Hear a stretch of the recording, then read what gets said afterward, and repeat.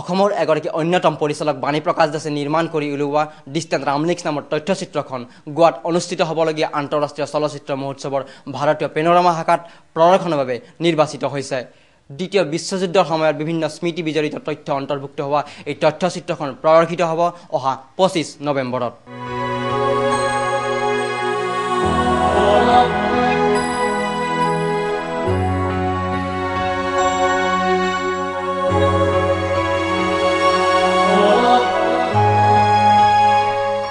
অসমৰ এগৰাকী অন্যতম পৰিচালক বাণী প্ৰকাশ দাসে নিৰ্মাণ কৰি উলিওৱা ডিষ্টেন্ট ৰামলিংস নামৰ তথ্যচিত্ৰখন গোৱাত অনুষ্ঠিত হ'বলগীয়া আন্তঃৰাষ্ট্ৰীয় চলচ্চিত্ৰ মহোৎসৱত প্ৰদৰ্শনৰ বাবে নিৰ্বাচিত হৈছে। তথ্যচিত্ৰখনৰ মূল বিষয় হিচাপে অন্তৰ্ভুক্ত হৈছে দ্বিতীয় বিশ্বযুদ্ধৰ সময়ত উত্তৰ পূবত সংঘটিত ধ্বংসযজ্ঞৰ জীয়া ছবিখন।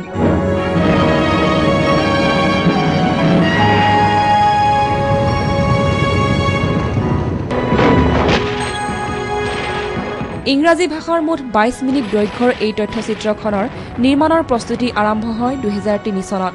ইয়াৰ বাবে প্ৰথমে পৰিচালক দাসে নাগালেণ্ডৰ বিভিন্ন সীমান্ত এলেকা ভ্ৰমণ কৰে। সমান্তৰালভাৱে তথ্যচিত্ৰখনৰ বাবে সমল গোটোৱাৰ উদ্দেশ্যে আৰম্ভ কৰে গৱেষণা।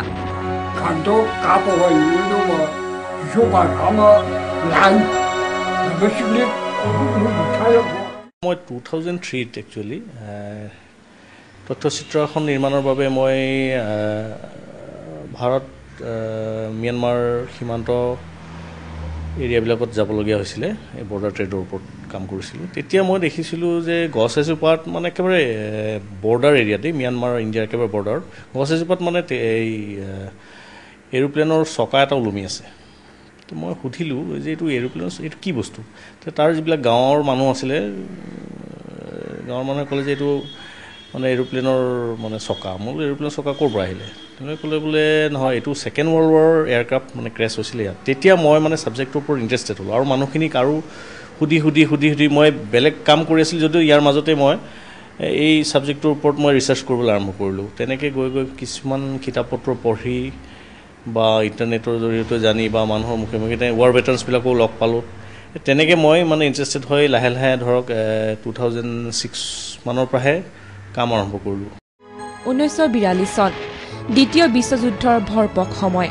সেই সময়তে জাপানীজসকলে যুদ্ধংদেহী মনোভাৱেৰে অগ্ৰসৰ হয় ভাৰত অভিমুখে।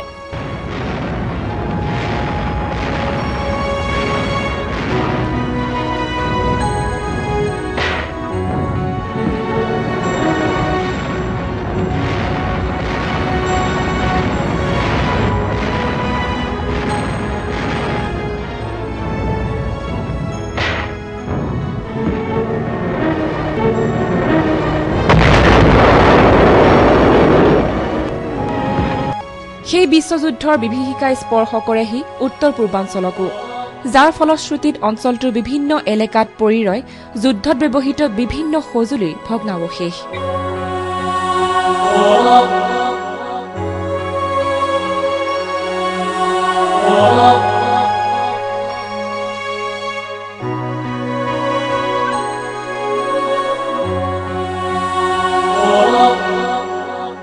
মণিপুৰৰ যিবিলাক এৰিয়াত মানে যুদ্ধ হৈছিলে ছেকেণ্ড ৱৰ্ল্ড ৱাৰ পাৰ্টিকুলাৰ, সেই এৰিয়াবিলাক মই পৰিভ্ৰমণ কৰোঁতে বহুত ৱাৰ ৰেকেজ পালোঁ। তাত এতিয়াও পৰি আছে, মানে আপোনাৰ নাগালেণ্ড হওক বা মণিপুৰ যিবিলাক এৰিয়াত ৱাৰ হৈছিলে সেইবিলাকত এতিয়াও ধৰক যদি মানে সেই ক্ৰেছ ছাইটবিলাক এৰোপ্লেন ক্ৰেছ ছাইটবিলাকত যদি যায় তেতিয়া এৰোপ্লেনৰ এই ইঞ্জিন বা কিবা এই মানে ৰেকেজবিলাক এতিয়াও পৰি আছে। গ'লে মানে মানুহে এতিয়া গ'লে পোৱা যায়। তাৰমানে মই তেনেকৈ পালোঁ, বিচাৰি গৈ পালোঁ।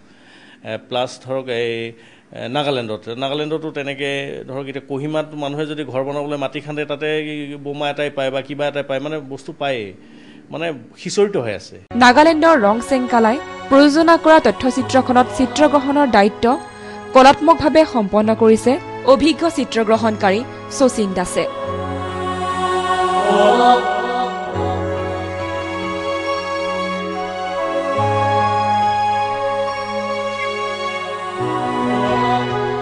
তথ্যচিত্ৰখনত পৰিচালক দাসে যুদ্ধৰ অৱসান ঘটাই শান্তিপূৰ্ণ বিশ্ব গঢ়াৰ বাবে পোষকতা কৰিছে। কিমান মানুহ মৰিছিলে সেই সময়ত, কিমান মানুহ মৰিছিলে, কিন্তু মানে তাৰ পৰা আচলতে গোটেই পৃথিৱী এটা শিক্ষা ল'ব লাগিছিল ছেকেণ্ড ৱৰ্ল্ড ৱাৰ পৰা, যাতে আৰু নেক্সট ৱৰ্ল্ড ৱাৰ নহয়। কিন্তু মানুহে এতিয়াও যুদ্ধৰ বিভীষিকা চলি আছে বা মানুহ মৰিয়েই আছে। মানুহে সেই তাৰ পৰা শিক্ষা ল'ব লাগিছিল মই ভাবোঁ। মই সেইটোৱে এটা মানে শেষত মানে ক'ব বিচাৰিছিলোঁ যে যুদ্ধ নালাগে আচলতে। উল্লেখযোগ্য যে তথ্যচিত্ৰখন ইতিমধ্যে চলিত বৰ্ষৰ 10ম মুম্বাই আন্তঃৰাষ্ট্ৰীয় চলচ্চিত্ৰ মহোৎসৱৰ প্ৰতিযোগিতা শাখা আৰু কেৰালাত অনুষ্ঠিত আন্তঃৰাষ্ট্ৰীয় ছবি মহোৎসৱত প্ৰদৰ্শিত হৈছে। কেমেৰা পাৰ্চন শচীনৰ সৈতে মৰম কুমাৰ, নিউজ লাইভ, গুৱাহাটী।